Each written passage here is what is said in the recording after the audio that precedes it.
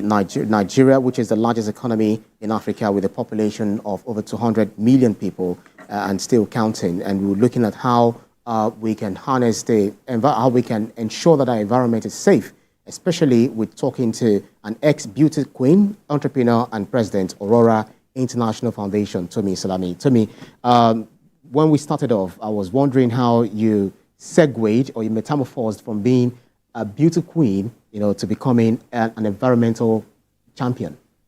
Thank you so much. So even before the whole beauty queen, beauty pageantry thing, I have always been a lover of humanitarian pursuits.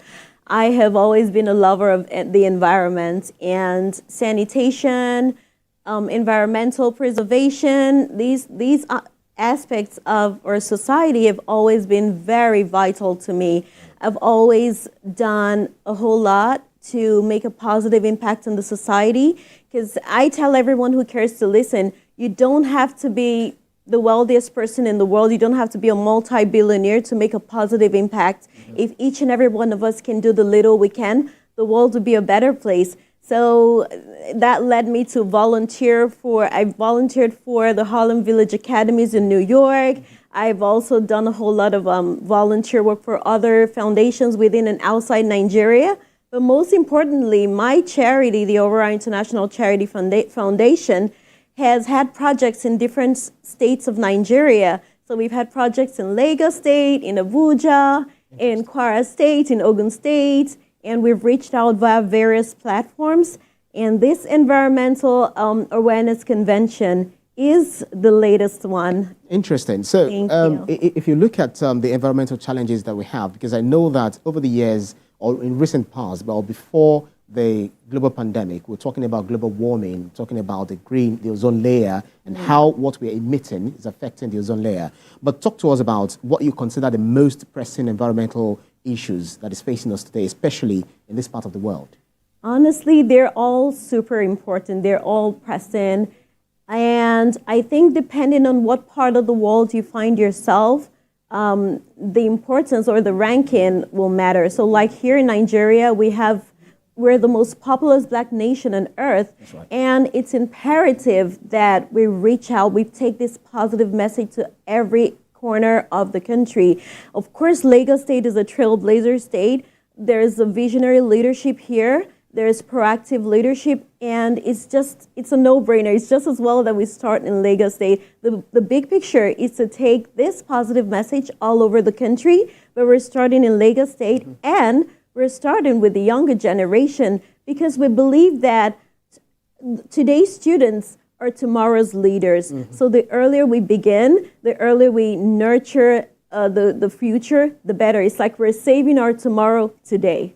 So, catching them young. Yes. Because whenever we use that phrase, when I was in secondary school, it actually connotes something differently. But do you think Nigerian youth of this, this day and age, of course, we talk about the digital age. In fact, we even look at the Generation Alpha going beyond the Gen Zs and all of that. Do you feel that they are actually ready and aware of the environment, what they do and how it impacts the environment, and what they need to do to ensure that our environment is, a better place for us to live? Unfortunately, it's not a lot of young people that are environmentally conscious. In a number of other countries, recycling is a thing, but it's not a thing here. It's literally something that people need to learn about. The younger a lot of the information about climate action, about clean energy, and a whole lot of these things are geared towards the adults who are already set in their ways. But what about the younger generation? What about the upcoming ones that don't really get this message? It's important to let them know and create this awareness. I tell everyone it's only so much the government can do. Every single person has a responsibility to put this message out there. So I really want the younger generation to get with the program, basically. And yes, be 100% involved in making the environment cleaner, active participation in sanitation, and a whole lot of other issues that affect the environment. Interesting. So if you look at the initiative you're bringing, especially starting off in Lagos State, yeah. Could you talk to us about what this is going to achieve. You have the youth who are going to champion this, you taking the lead, or probably you stay behind them and then you goad them to ensure that they drive. Just give us the exact thing that you're trying to achieve with this your initiative. The big picture is to have young people all over Lagos State become ambassadors for the environment in their communities.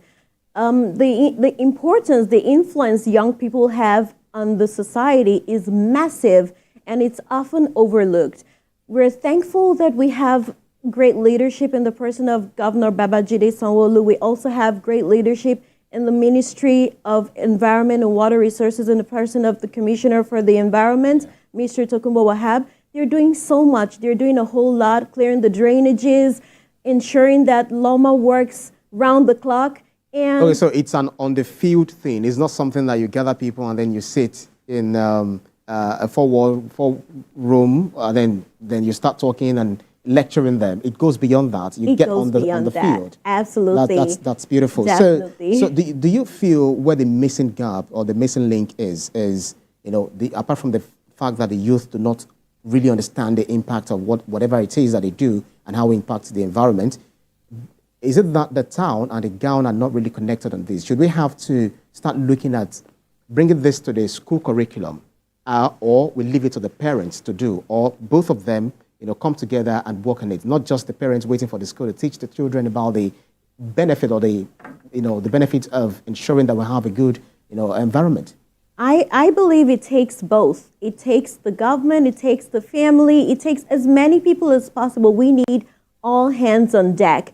It's basically an emergency at this moment because a lot of people don't really understand the effects of biodegradation. So in the family, in the schools, if the Ministry of Education can inculcate it in the curriculum, it's going to be fantastic. I really desire to see a Lagos State that is environmentally conscious, fantastic in every way, cleaner, greener, and of course, a beauty to the international community because Lagos State welcomes millions of people from all over the world. It's a trailblazer state for tourism, for education, for business, sports, and a whole lot.